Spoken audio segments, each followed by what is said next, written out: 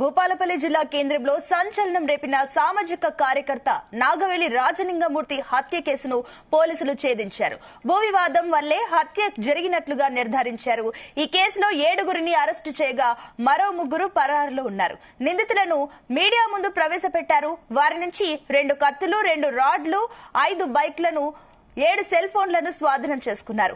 4 కలిసి హత్య చేయగా 2 రెక్కీలో పాల్గొన్నారని, మిగతా వారు వారితో అటాచ్ లో ఉన్నారని ఎస్పీ కిరణ్ ఖారే వివరించారు. మాజీ ఎమ్మెల్యే గండ్ర వెంకటరమణారెడ్డి ముఖ్య అనుచరుడు కొత్త హరిబాబు A1 నిందితుడిగా ఉన్నారు.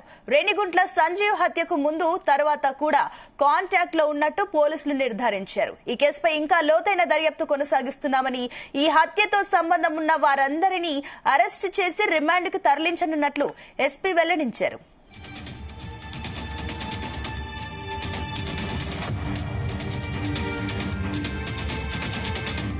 సంజీవ్ అండ్ మోరే కుమార్ ఇద్దరు అక్యూజ్డ్ వారంగల్ కి పోయి అక్కడ కాశీబుగ్గ ఏరియా నుంచి 2 నైఫ్స్ అండ్ 1 రాడ్ తీసుకోవడం జరిగింది. ఆ రాడ్స్ అండ్ నైఫ్స్ సంజీవ్ అతను హౌస్ లో పెట్టాడు.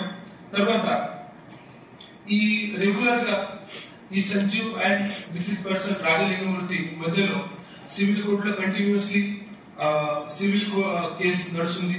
ఆ ట్రయల్ గురించి on the same murder day 19 February రోజు అక్కడ కూడా సివిల్ కోర్ట్ లో ట్రయల్ జరిగింది.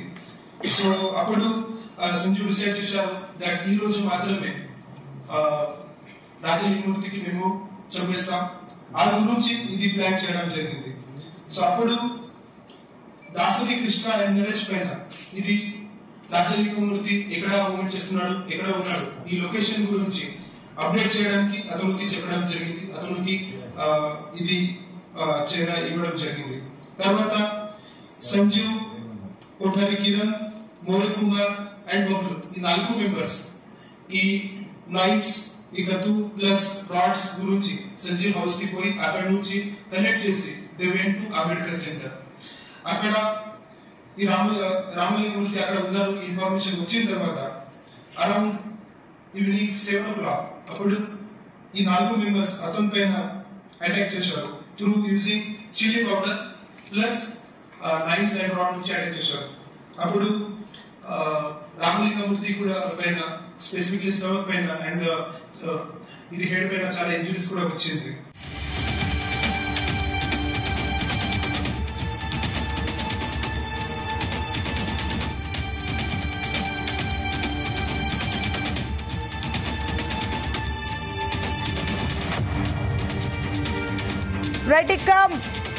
రాజలింగమూర్తి హత్య కేసులో పోలీసు ఛేదించినట్లు తెలుస్తుంది. దీనికి సంబంధించి మరిన్ని డీటెయిల్స్ మా కరెస్పాండెంట్ రాజు పటేల్ అందిస్తారు. రాజు, దీనికి సంబంధించిన డీటెయిల్స్ ఏంటి? 7 నిందితుల్లో 3 పరారులో ఉన్నట్లు తెలుస్తుంది. మరోపక్క మాజీ ఎమ్మెల్యే గండ్ర వెంకట రమణారెడ్డి ముఖ్య అనుచరుడు హరిబాబు ఈ కేసులో A1 నిందితుడిగా ఉన్నట్లు తెలుస్తుంది. ఏంటి దీనికి సంబంధించిన డీటెయిల్స్? Good morning Sunitha. రాష్ట్ర వ్యాప్తంగా సంచలనం సృష్టించినటువంటి భూపాలపల్లిలో జరిగినటువంటి రాజలింగమూర్తి హత్య కేసును పోలీసులు ఛేదించారు. కంప్లీట్ గా 4 బృందాలుగా ఏర్పడినటువంటి పోలీసులు ఎలాగైనా సరే ఈ కేసులో నిందితులు ఎవరైతే ఉంటారో వారిని త్వరగా పట్టుకోవాలన్నటువంటి లక్ష్యంతో పోలీసులు స్పెషల్ పార్టీగా 4 బృందాలుగా ఏర్పడి నిందితులను అదుపులోకి తీసుకొని ఈ రోజు ఉదయం అరెస్టు చేసినట్టుగా కూడా మీడియా ముందు ప్రవేశపెట్టడం జరిగింది. ఇక మొదటి నుంచి రాజలింగమూర్తి హత్య కేసులో ప్రధానంగా వినిపిస్తున్న అంశం భూ తగాదాలే ప్రధానంగా వినిపిస్తున్నాయి. భూ తగాదాల కారణం వల్లనే హత్య చేసినట్టుగా కూడా ప్రాథమికంగా పోలీసులు భావించారు. కుటుంబ సభ్యులు కూడా అదే విషయాన్ని వెల్లడించారు.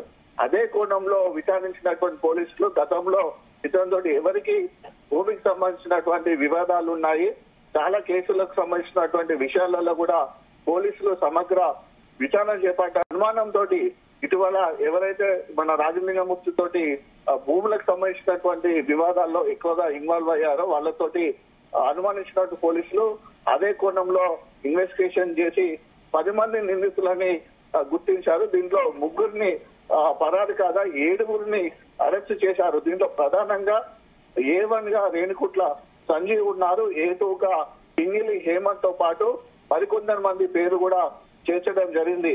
ప్రధానంగా హత్యకు గల ప్రధాన కారణం ఏంటంటే భూపాల్పల్లి డిస్ట్రిక్ట్ హెడ్ క్వార్టర్ లో ఉన్నటువంటి పోలీస్ స్టేషన్ ఎదురుగా ఒక గుంట భూమి ఉంటుంది. ఆ గుంట భూమి విషయంలో ఇటు ఆ భూమికి సంబంధించిన వ్యక్తులకు రాజలింగమూర్తికి గత రోజులుగా వివాదం నడుస్తుంది.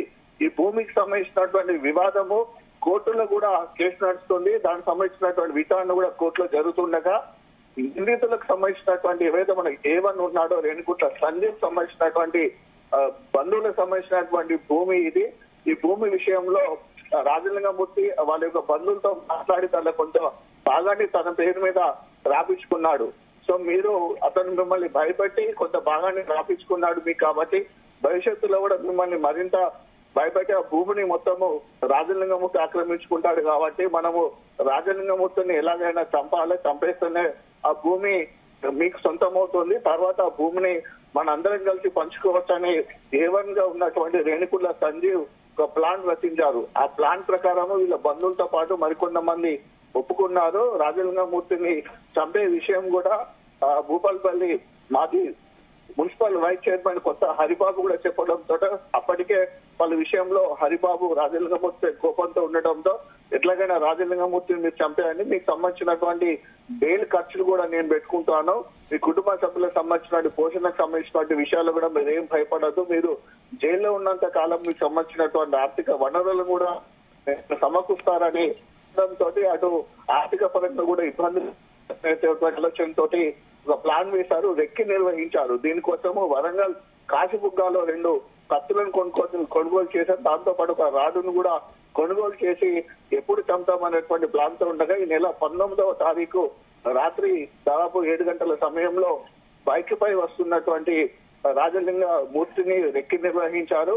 ఆ రెక్కి ప్రకారం అంబేద్కర్ సెంటర్ నుంచి ఇటు వస్తున్న క్రమంలో ఇద్దరు నిందితులు చూసి వీళ్ళకి ఎవరు సంజీవ్ కున్నో హేమంత్ చెప్పడంతో మరొక వ్యక్తి చెప్పడంతో బైక్ మీద వస్తున్నటువంటి రాజలింగమూర్తిని సడన్ గా అటాక్ చేసి ఫస్ట్ కళ్ళంలో కారం పొడి చల్లారు. కింద పడిపోవడంతో విచక్షణ రహితంగా తీసుకున్నటువంటి 2 కత్తులు ఒక రాడుతోటి కూడా విచక్షణ రహితంగా తలపైన మెడపైన పొట్టపైన కూడా పొడవడం కొట్టడం జరిగింది. దీంతో చనిపోయాడు అని నిర్ధారించుకున్న తర్వాత వాళ్ళు అక్కడి నుంచి వెళ్ళి పరారయ్యారు. 3 రోజులు పరారున్నారు. సో ఇది సంచలనంగా మారుతూ పోలీసులు కూడా ఛాలెంజ్ గా తీసుకొని CCTV ఫుటేజీల ఆధారంగా దాంతో పాటు ఈ భూమి వివాదానికి సంబంధించిన ఇష్యూ ఆధారంగా కూడా వీళ్ళని అదుపులో తీసుకొని ఈ రోజు కూడా అరెస్టు చేసి మీడియా ముందు చూపించారు. అయితే 7గురిని అరెస్ట్ చేశారు, ముగ్గురు అదుపులో ఉన్నారు. అయితే మొదటి నుంచి కూడా ఈ హత్యకు సంబంధించి రాజకీయ రంగు పులుముకుందని చెప్పవచ్చు. ఎందుకంటే మాజీ ఎమ్మెల్యే గండ్ర వెంకటరామారెడ్డి పైన ప్రధానంగా ఆరోపణలు వచ్చాయి. వెంకటరామారెడ్డి అనుచరులు ద్వారా ఆయనే రాజలింగమూర్తిని హత్య చేపించాడు అన్నటువంటి ఆరోపణలు కూడా చాలా బలంగా వినిపించాయి. దీంతో అతను కూడా ప్రశ్న పెట్టి నాకు సంబంధం లేదని చెప్పారు. ప్రధానంగా భూపాల్పల్లి ఎమ్మెల్యే గండ్ర సత్యనారాయణరావు కూడా మాజీ ఎమ్మెల్యేపై ఆరోపణ చేసి దీనిపైన CPCID విచారణ జరిపించాలన్నారు. అంతేకాక మంత్రులు అటు సీతబాబు గాని సీతక్క కూడా మేము ప్రభుత్వ పరంగానే పోలీసులు కూడా ఆదేశాలు చేశారు, ఎలాంటి నిష్పక్షపాతంగా కూడా ఈ ఎంక్వైరీ జరగాలి, ఈ హత్యకు సంబంధించిన విషయంలో ఎవరున్నా సరే నిందితులను విడిచిపెట్టదని కూడా వాళ్లకు చెప్పడం జరిగిన నేపథ్యంలో ఆ పోలీసులు ఛాలెంజ్ గా తీసుకొని 4 బృందాలుగా ఏర్పడి 3 రోజుల వ్యవధిలోనే నిందితులు తెలుసుకుని ఈ రోజు మీడియా ముందు ప్రవేశపెట్టారు. అయితే రాజకీయంగా ఎలాంటి కారణాలు ఉన్నాయనే విషయాన్ని మాత్రం పోలీసులు ఇప్పటివరకు వెల్లడించలేదు. ఎందుకంటే దీంట్లో ఉన్నటువంటి మున్సిపల్ మాజీ వైస్ చైర్మన్ హరిబాబు తో పాటు మిగతా వాళ్ళు కొంతమంది బీఆర్ఎస్ పార్టీకి సంబంధించిన నాయకులు ఉన్నారు, మాజీ ఎమ్మెల్యేకు అత్యంత అనుచరులుగా ఉన్నవారు ఉన్నారు. అయితే ఈ హత్యకు మరి వెంకటరమణారెడ్డికి వెనుక ఉన్నటువంటి ఆధారాలు అయితే ఇప్పటి వరకు పోలీసులు ఎక్కడ కనుగొనలేదు. పోలీసులు చెప్పారు దీనిపైన సమగ్రమైనటువంటి లోతైన విచారణ చేపడతామని, నిందితులు ఎవరైనా సరే ఖచ్చితంగా వాళ్ళపైన కేసు ఫైల్ చేస్తామని కూడా SP చెప్పడం జరిగింది. ఎస్ రాజు, మరోపక్క చూసుకుంటే కూడా ఆల్రెడీ రాజలింగమూర్తి హత్య కేసు విషయంలో అతని భార్య సరళ పోలీసులకు ఇచ్చిన రిపోర్ట్ లో కూడా గతంలో 2 సార్లు హత్యాయత్నం జరిగింది తన పైన కూడా చెప్పడం జరిగింది. సో ఈ విషయం పైన కూడా పోలీసులు విచారించే ఛాన్సెస్ ఉన్నాయా? 100% ఉన్నాయి. ఎందుకంటే రాజలింగమూర్తి కూడా పోలీసులకు ఎప్పుడు చెప్పేవాడు, ఎందుకంటే నాకు ప్రాణాపాయం ఉందని చెప్పేవారు. అయితే రాజలింగమూర్తి చాలా డేరుగా అప్పుడున్నటువంటి ప్రభుత్వానికి వ్యతిరేకంగా కోర్టులకు కేసు వేశారు. ఏదైతే మన కాళేశ్వరం ప్రాజెక్టు ఉందో, కాళేశ్వరం ప్రాజెక్టు మేడిగడ్డ పిఎస్సి కుంగిపోయిన నేపథ్యంలో అప్పుడున్నటువంటి ముఖ్యమంత్రి పైన, మంత్రుల పైన, ప్రభుత్వ అధికారుల పైన కూడా కేసు వేయడం జరిగింది భూపాలపల్లి హైకోర్టులో. ఆ కేసు విచారణ కూడా జరుగుతుంది. సో అప్పటి నుంచి కూడా తాను కూడా పోలీసులు చెప్పడం జరిగింది, బయట 2-3 ప్రెస్ మీట్ లో కూడా చెప్పడం జరిగింది, తనకు ప్రాణాపాయం ఉంది, పోలీసులు రక్షణ కల్పించాలని కూడా చెప్పడం జరిగింది. కానీ అలాంటి సిచ్యువేషన్ అంటే అతను చంపడానికి అటాకింగ్ జరిగినటువంటి సందర్భం గతంలో లేకపోవడంతో కూడా పోలీసు ప్రొటెక్షన్ ఇవ్వలేకపోయారు. ఎందుకంటే ప్రాణాపాయం ఉంది అని చెప్తున్నాడు, దానికి సంబంధించినటువంటి విషయాలు కూడా జాగ్రత్తగా ఉందని కూడా చెప్పడం జరిగింది. వాళ్ళ భార్య చెప్పినట్టు ప్రకారం కూడా పలానా వ్యక్తులతోటి మాకు ప్రాణహాని ఉంది అని చెప్తున్నారు. కానీ వాళ్ళు ఎప్పుడు కూడా ఇతని పైన చంపడానికి అటాక్ చేయకపోవడంతో కూడా పోలీసులు ప్రొటెక్షన్ ఇవ్వలేకపోయారు. జరిగితే అతనికి రక్షణగా ఉండేవారు, కానీ అలాంటి సిచ్యువేషన్ జరగలేదు కాబట్టి ప్రొటెక్షన్ ఇవ్వలేకపోయారు. ఏదైతే ముందు నుంచి ఊహించుకుంటూ వస్తుందో, ఎందుకంటే రాజలింగమూర్తి అటు ప్రభుత్వాన్ని వ్యతిరేకంగానే భూములకు సంబంధించిన వివాదాలు కానీ చాలా మందితోటి కేసులు వేయడం కానీ పలు వివాదాల్లో ఉండడం కానీ జరిగింది. అంతకుముందు ఇతని పైన కూడా రౌడీ షీట్ ఓపెన్ చేశారు. పీడీ యాక్ట్ కేసు వచ్చి 1 సంవత్సరం పాటు జైల్లో కూడా గత ప్రభుత్వం ఉంచడం జరిగింది.